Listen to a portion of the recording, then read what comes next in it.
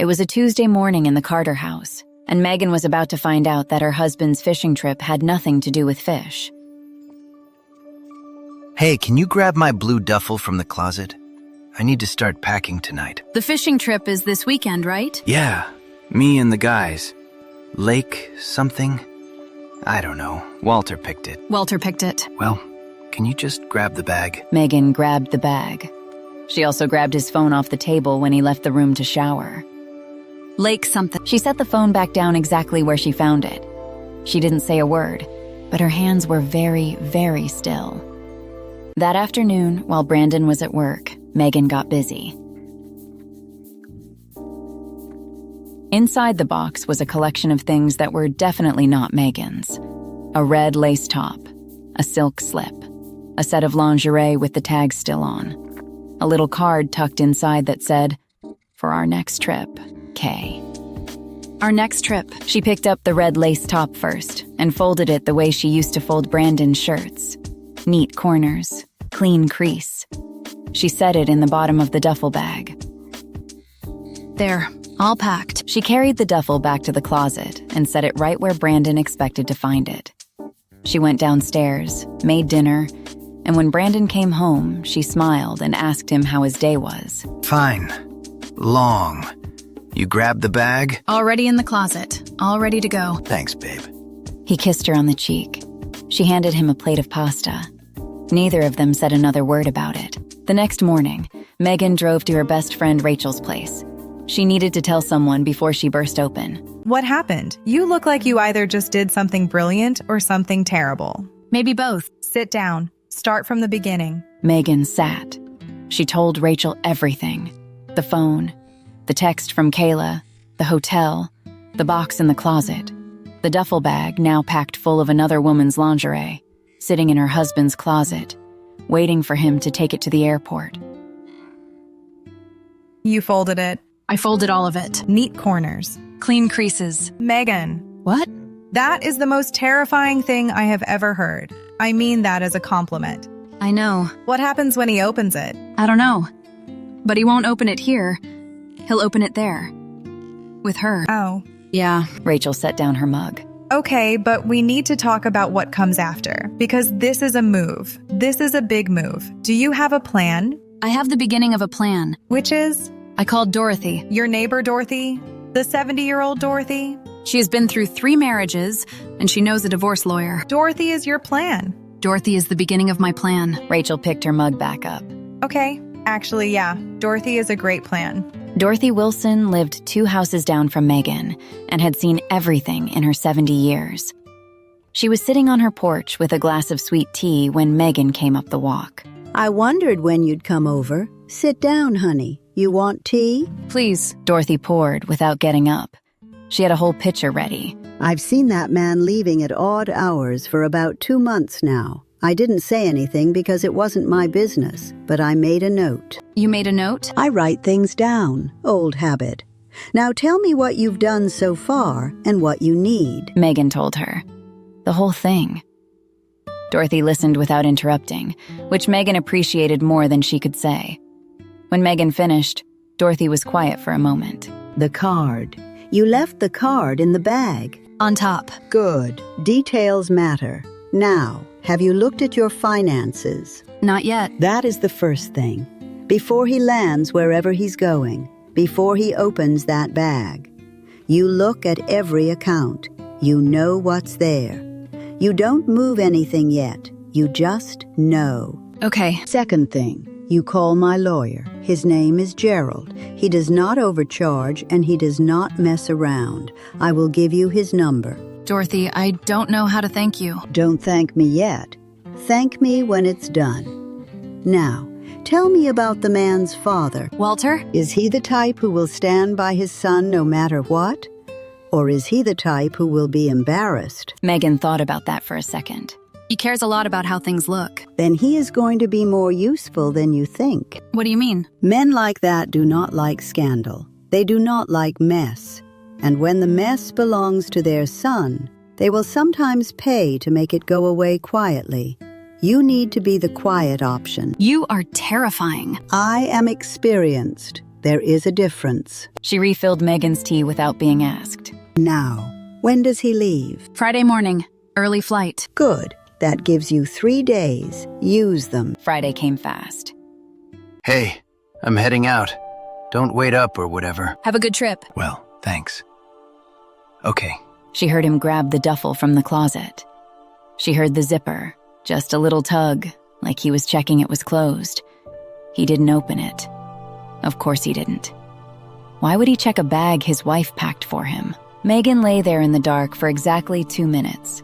Then she got up, made coffee, and called Gerald the lawyer. Hi, Dorothy Wilson gave me your number. My name is Megan Carter. I need to start a conversation about my options. Gerald was very awake for 6 in the morning. Kayla had been texting all morning.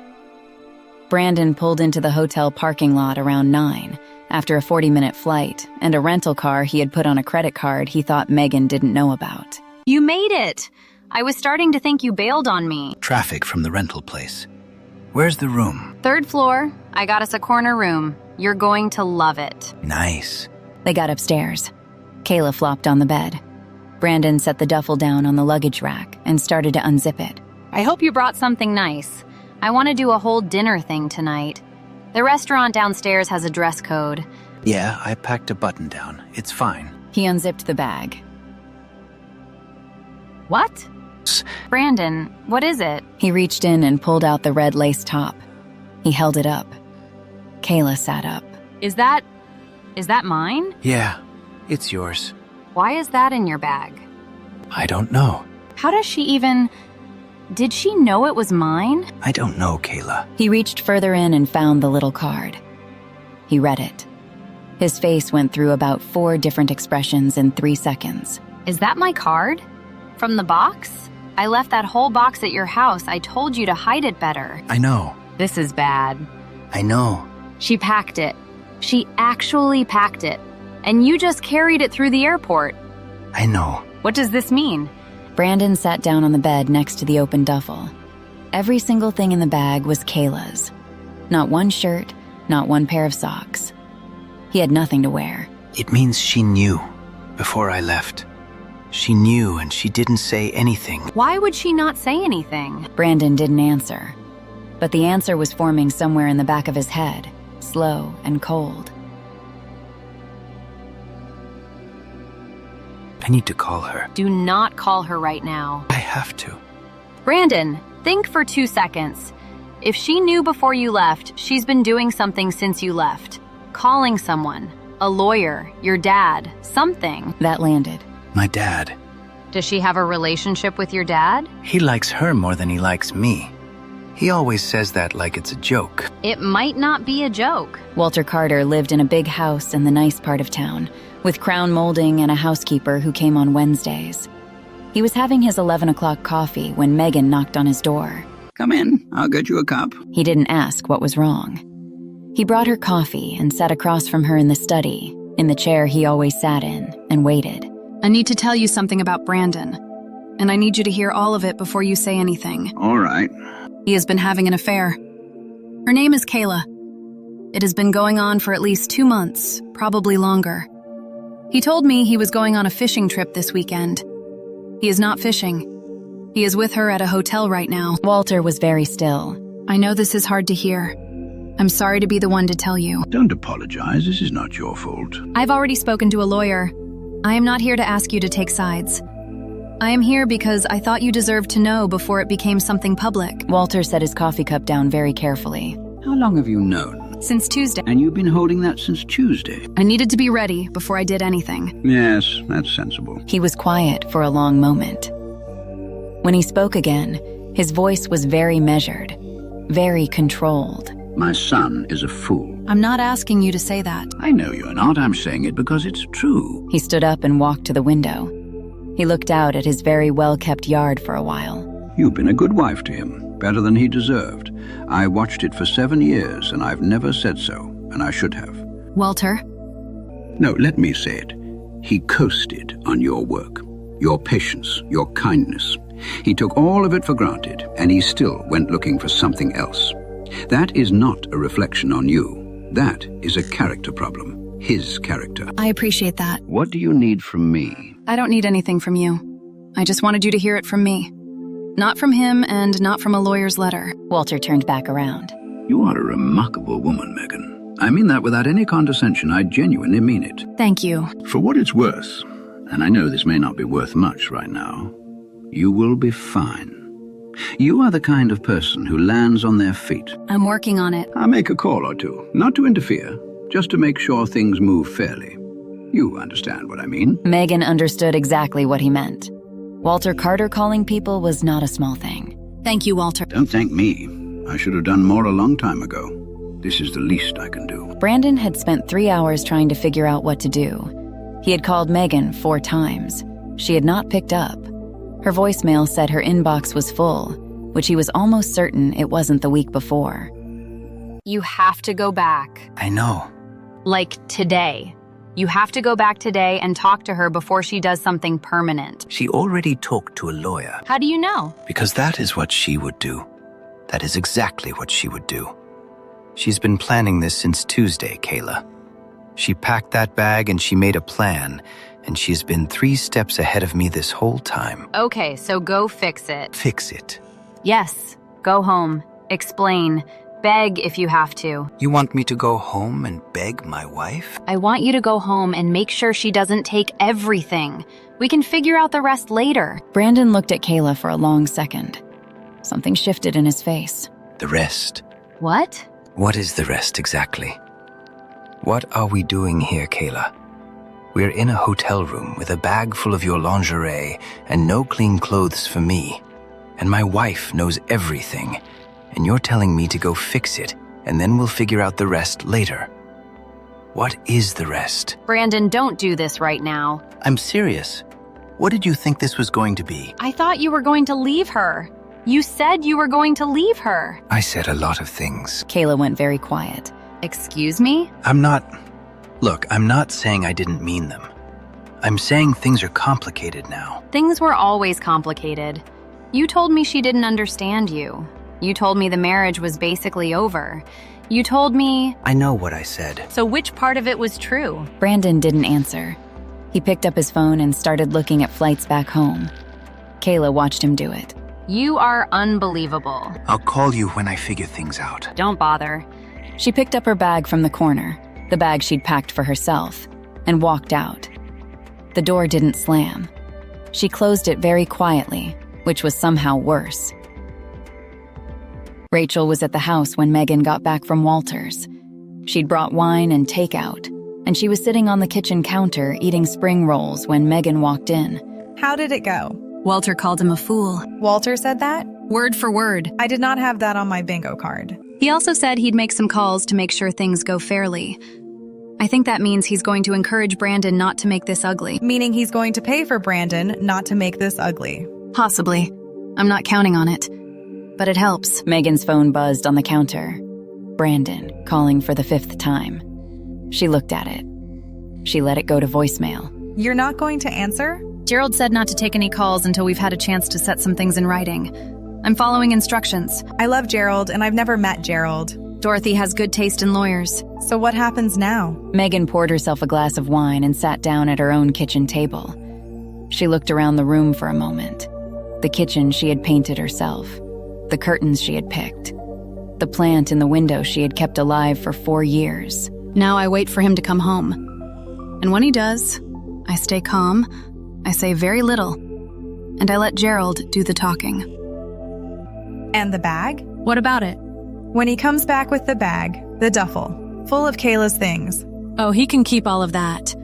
I don't want any of it back. You are so calm right now. How are you so calm? Because I'm not surprised anymore. I was surprised on Tuesday. I was hurt on Tuesday. I cried in the car in the grocery store parking lot for about 20 minutes on Tuesday. But then I came home and I packed that bag. And once I did that, something just settled. Like what? Like I remembered who I am. I'm not someone things happen to. I'm someone who handles things. Rachel raised her glass. To handling things. To handling things. Brandon got home just before 11. He still had the duffel. Megan was in the living room with the lights on, sitting in the chair by the window with a book she was not actually reading. You're up.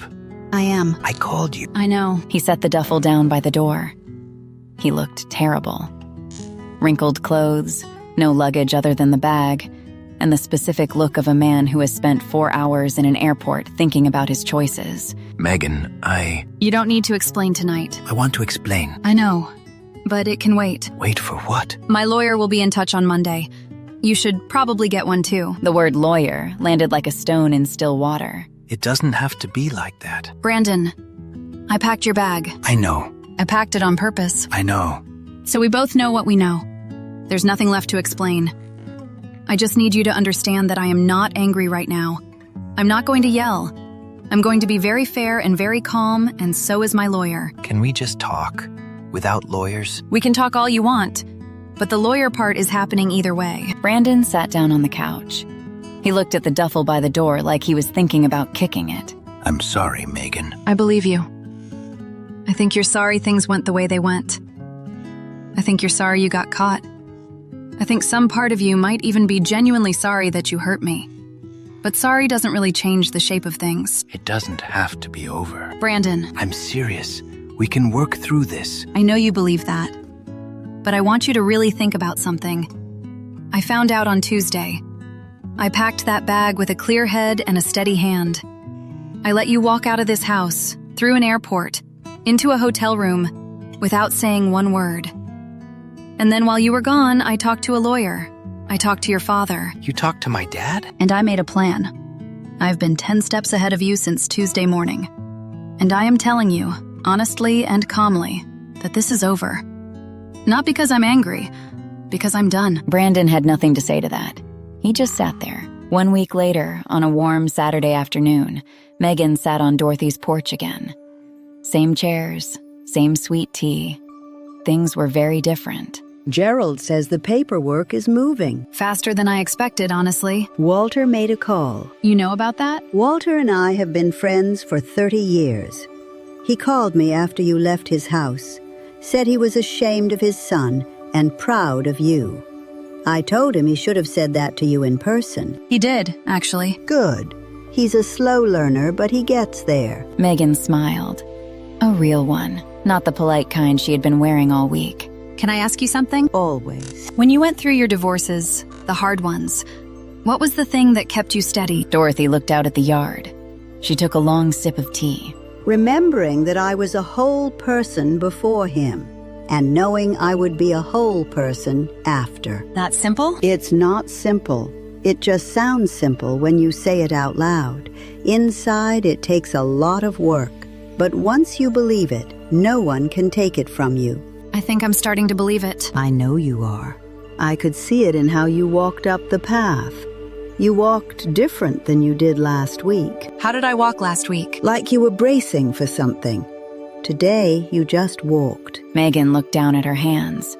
The same hands that had folded that red lace top with neat corners and a clean crease. The same hands that had zipped that bag shut. I don't regret packing that bag. Of course you don't. Is that petty? Megan, that bag told him everything without you having to say a word. It was clear. It was honest. It cost you nothing, and it showed him exactly where things stood. That is not petty. That is elegant. Rachel called it terrifying. Rachel is also right. Both things can be true. They sat together on the porch and finished their tea while the afternoon light stretched long and warm across the yard. The moral of this story: when someone lies to you and thinks you won't notice, the most powerful thing you can do is show them, without a word, that you noticed everything. Megan didn't yell, she didn't beg, and she didn't tip her hand early. She acted with a clear head. She asked for help from people who were wiser than the situation, and she let her actions speak louder than anything she could have said in anger. Brandon thought he was sneaking away, but he walked through an airport carrying the proof of his own betrayal because Megan had the patience to let him.